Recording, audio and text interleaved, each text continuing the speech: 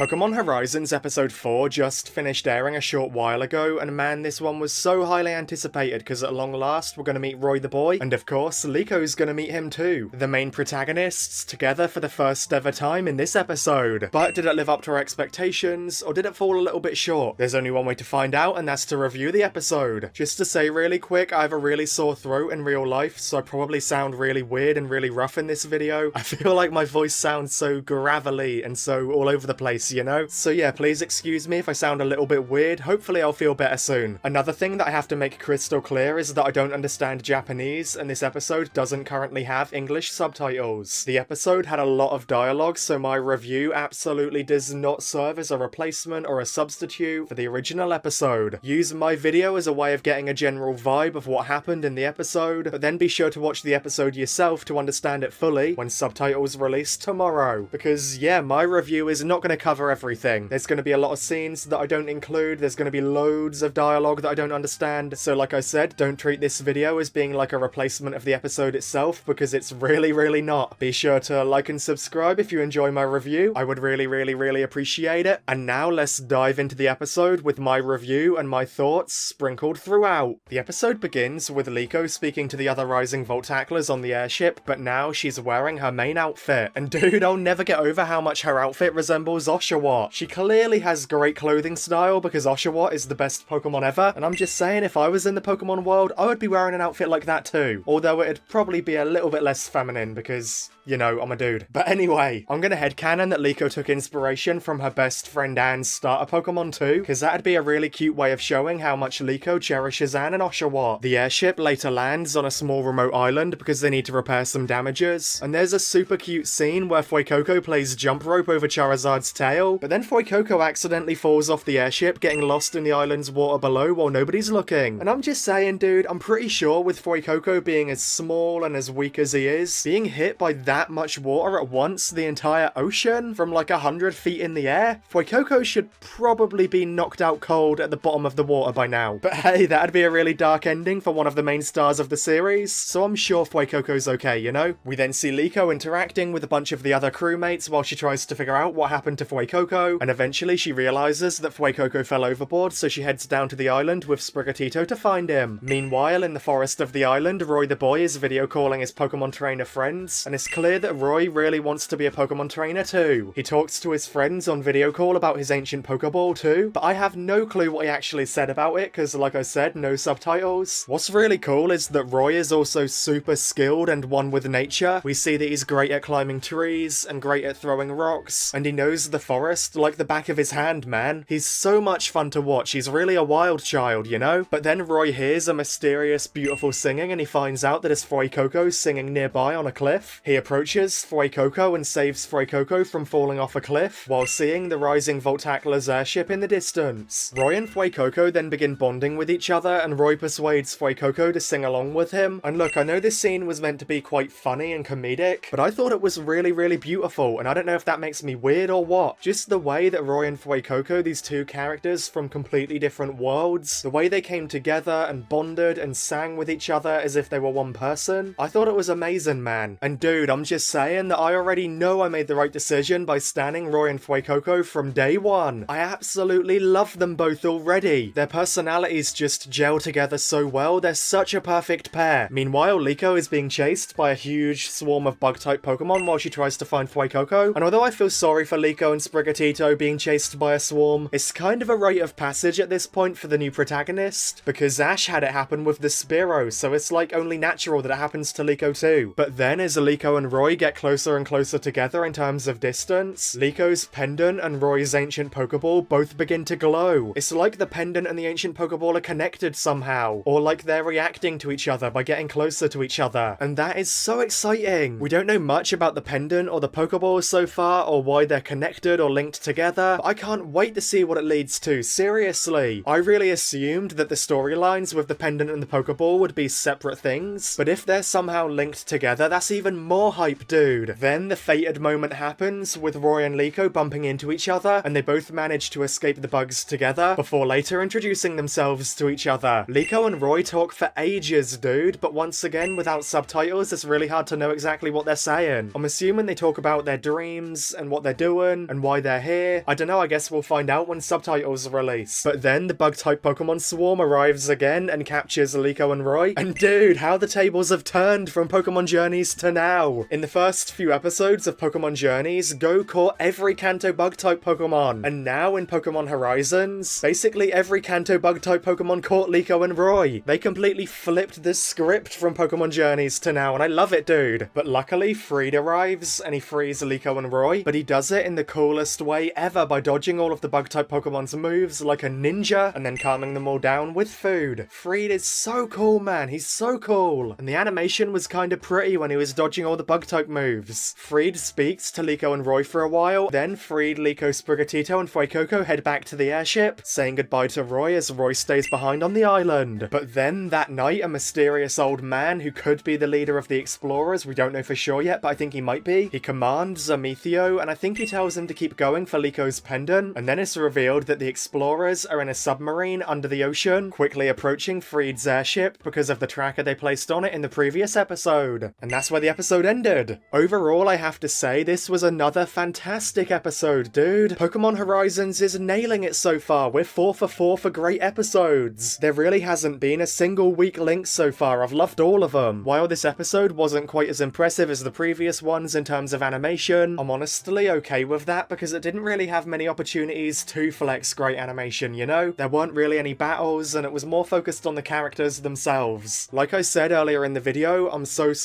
happy that I was Team Roy and Fuecoco from day one. I absolutely adored them in this episode. Seeing more of Fuecoco's personality, like its goofy side, its attitude, its movements, its gluttony, its love for singing, it was just so much fun. It's always how I imagined a Fuecoco would act. And Roy is everything that I hoped he would be too. He's so chaotic, energetic, hopeful, optimistic, so skilled and strong and fun to watch. Roy and Fuecoco are like a match made in heaven, and I can't wait to see them bond closer and closer as the series goes on. One major thing that I again have to keep praising over and over with this series is the connected linearity of the story. Every single episode so far has led directly into the next episode. Episode 1 led into episode 2 with the cliffhanger of Terapagos. Episode 2 led directly into episode 3 with Sprigatito being kidnapped. Episode 3 led directly into episode 4 with the tracker being placed on the airship. And now episode 4 is leading directly into episode 5 with the explorers following them in a submarine. Pokemon Horizons trying its best to avoid being totally episodic is such a dream, dude. This really feels like they're trying to tell a big, cohesive, connected story, and I absolutely love that, man. Of course, it's fine to have episodic episodes, and I'm sure Pokemon Horizons will eventually, but if even half the episodes are non-episodic, then that's a massive win in my eyes. It makes every episode feel so hype and like a direct continuation from the previous one. It makes the story feel like it's constantly progressing. I just really love it, man, and I really hope it continues. I'm really looking forward to when subtitles release tomorrow so we can properly experience Roy and Liko meeting and properly understand everything they spoke about, because like I said, I couldn't really cover much of their dialogue in this video. Plus, when they release, we'll find out what Roy said about his ancient Pokeball. So yeah, like I said, be sure to watch the episode yourself when subtitles release, because my review is not a substitute or a replacement. So yeah, overall, this episode was amazing, and I can't wait to see more in the next episode. Let me know what you thought about Pokemon Horizons Episode 4 in the comments below. Did you love Roy and Fuecoco as much as you thought you would? Did you enjoy Roy and Liko's meeting? And what was your favourite part of the episode? I'd really appreciate it if you could hit the subscribe button and the thumbs up button too. We're on the long road to 150,000 subscribers, so I would really appreciate your help to get us there. Be sure to follow me on Twitter and join our community Discord server using the links in the video description. And really importantly, be sure to follow me on Twitch too, because I'm now doing daily live streams every single day. And later today, I'm going to be live streaming the new Star Wars game, Jedi Survivor, and I'm well excited, dude. So if you want to watch the game, be sure to follow me on Twitch. I think that's gotta be everything. So yeah, thank you all so much for watching my review, and best wishes until we meet again.